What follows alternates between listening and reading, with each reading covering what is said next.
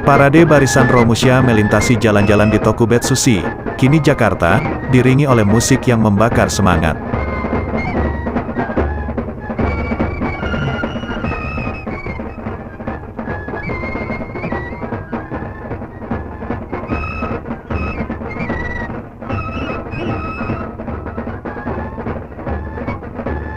Di bawah bentangan spanduk yang mengelorakan slogan-slogan dukungan pada pemerintahan militer Jepang, Soekarno dan Hatta melangkah bersama barisan Romusha. Mereka mengenakan topi jerami, memanggul tas khas Romusha. Ribuan masyarakat menonton dari pinggir jalan. Sesekali Soekarno melambaikan tangan, menyapa masyarakat. Tampak Adam Malik memandu barisan untuk terus mengikuti jalan. Tepuk tangan kaum perempuan pun riuh redam.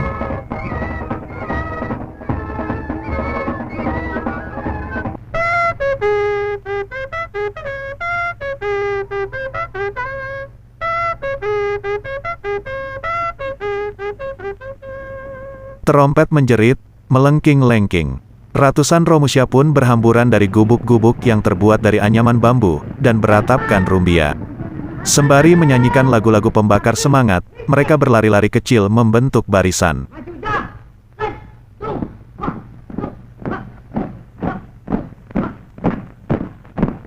Mereka menyusuri jalan pedesaan, hingga melalui perkebunan karet.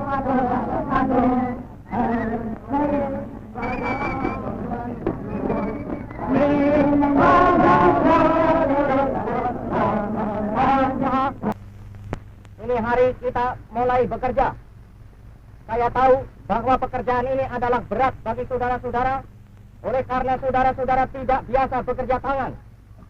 Tetapi jikalau saudara ingat akan hebatnya korbanan yang dikerjakan oleh prajurit-prajurit Dainoson dan prajurit Indonesia di medan peperangan, dan ingat akan hebatnya korbanan Romusha biasa, maka saudara-saudara tidak akan memandang berat akan pekerjaan itu.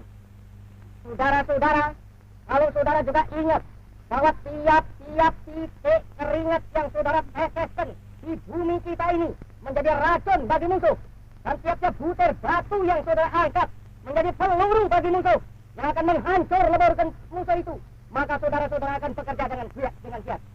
Marilah saudara-saudara kita mulai bekerja. Sekarang tepalkan saudara punya tangan semuanya. Mari kita dengungkan bersama-sama semboyan kita. Tirukan perkataan saya. Hancurkanlah musuh kita. Yaitu Inggris, Amerika, Belanda. Waktu bekerja pun tiba. Para Romusha berhimpun dan bergerak cepat bagikan koloni semut yang bersemangat. Tampak Soekarno menghantam batu tebing dengan pacul.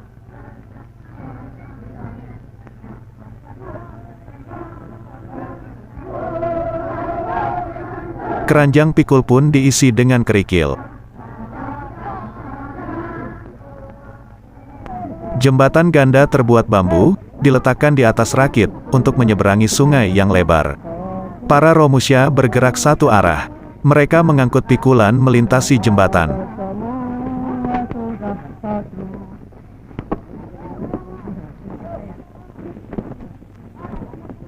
Deretan truk sudah tersedia menunggu kedatangan para Romusha.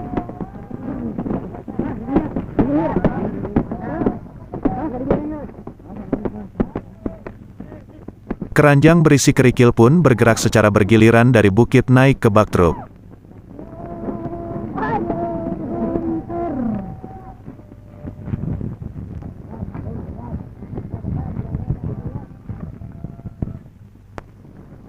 Setelah syarat muatan, truk pun meninggalkan area pemuatan, melaju di atas jalan pegunungan yang berdebu. Waktu istirahat pun tiba. Para Romusha berkumpul bersama. Soekarno juga turut bersama mereka. Duduk di lapangan, memakan makanan yang sama.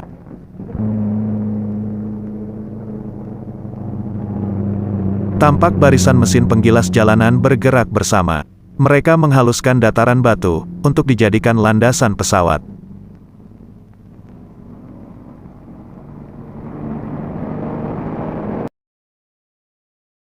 Sejak Februari tahun 1943 hingga Maret tahun 1944, Jepang tengah membangun jalur kereta api sepanjang 89 km dari Saketi di Pandeglang menuju tambang batu bara di Bayah, Banten Selatan.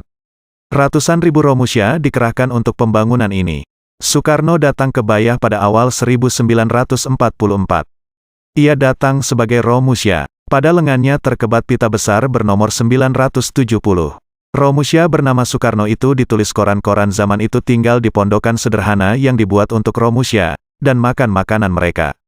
Koran juga memuat foto saat Soekarno mengangkat karung pasir dalam pekerjaan sehari-hari pejuang pekerja itu.